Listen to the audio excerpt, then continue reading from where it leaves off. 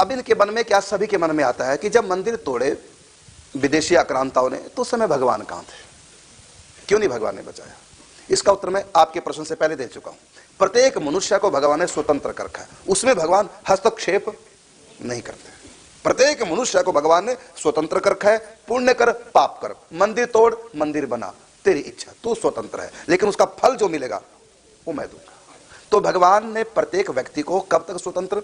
Examiner ने examination hall में विद्यार्थी बैठा, एग्जाम दे रहा है, 3 घंटे का एग्जाम है, तो 3 घंटे के लिए एग्जामिनर ने उसको स्वतंत्र कर दिया। वो ठीक लिखे चाहे गलत लिखे, चाहे बैठा रहे, कुछ भी करे, कुछ भी लिखे, लिखे लिखे ना लिखे, ठीक लिखे गलत लिखे, कुछ भी करे, वो स्वतंत्र है। आप तो ये कह रहे हो उस माँ ने कहा है, जो बच्चा फेल हो गया उस एग्जामिनर से, कि जब ये खाली बैठा था आपने डांटा क्यों नहीं, जब ये गलत उत्तर लिख रहा था आपने रोका क्यों नहीं? ऐसा होगा क्या? आपके प्रश्न का उत्तर मिल गया। हाँ, तो ये भगवान ने पहले से सबको स्वतंत्र कर रखा है। कर्मण्य अधिकारस्ते मां फलेषु कदाचन, कर्म करने का सबको अधिकार है। ठीक करो गलत करो, तुम्हारी इच्छा है। उसके बाद जो फल मिलेगा वो तुम्हारी इच्छा से नहीं मिलेगा, कर्म तुम्हारी इच्छा से होगा। अगर भगवान पाप करने से रोके, ये रूल बनाए, तो कोई पाप करेगा नहीं। पहली बार झूठ बोलेगा, लकवा मार जाएगा जीभ पर।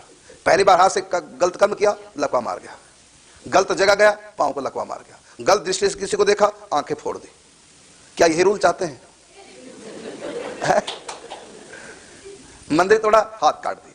अब आप कहेंगे कि कई मंदिरों में ऐसे भी घटना आते कि चमत्कार हो गया, जैसे राधा रानी के मंदिर को भी तोड़ने आए थे उस समय, सब अंधे हो गए। ऐसी भी कथा आती है। ये चमत्कार फिर क्यों किया? फिर सब जगह करते। दरअसल चमत्कार भगवान का नहीं, चमत्कार संत का, भगत का होता है। जब भगत को सताया जाता है, जब भगत की आत्मा रोती है, तब भगवान चमत्कार कर देते हैं। तो ये जो चमत्कार होते हैं कहीं भी ऐसा तो भगत या संत के कारण से होते हैं।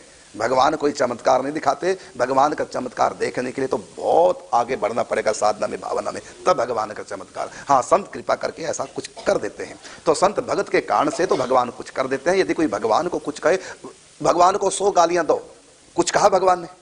नहीं ना कहा, क्योंकि भगवान वचन में बंधे हैं कि 100 के बाद मैं करूंगा। अब 100 के बाद भगवान ने क्यों उसको भी 101 गालियों की क्षमा कर देते? कारण क्या?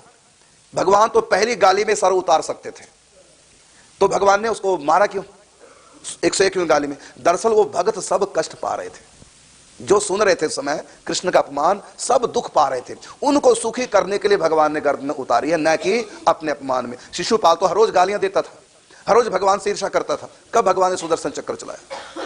जब भक्त कष्ट पाते। कंस को क्यों मारा? इसलिए नहीं मारा कि तुम मुझको मारना चाहता, इसलिए मारा तुमने बेकसूरों को जेल में कर रखा है, संतों को सताया, तेरा पाप का घड़ा भर गया, फूटेगा। अगर भगवान रोकते, पहली बार जब उसने हत्या की थी उसी समय रोक सकते थे, कंस को नहीं रोकते भगवान। आप लोगों ने कितनी बार पाप किया? मंदिर तोड़ने के बाद छोड़ो, अब तक जिसने प्रश्न किया मैं उससे पूछता हूं, आपने कितनी बार पाप किया? क्या भगवान ने रोका?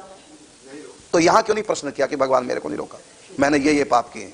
केवल मंदिर की बात क्यों कर रहे हैं? तो कोई मंदिर बनाए, भगवान नहीं कहते। आपके यहां आसपास मंदिर बना तो भगवान ने कहा कि मंदिर बना, आपने अपनी मर्जी से बनाया।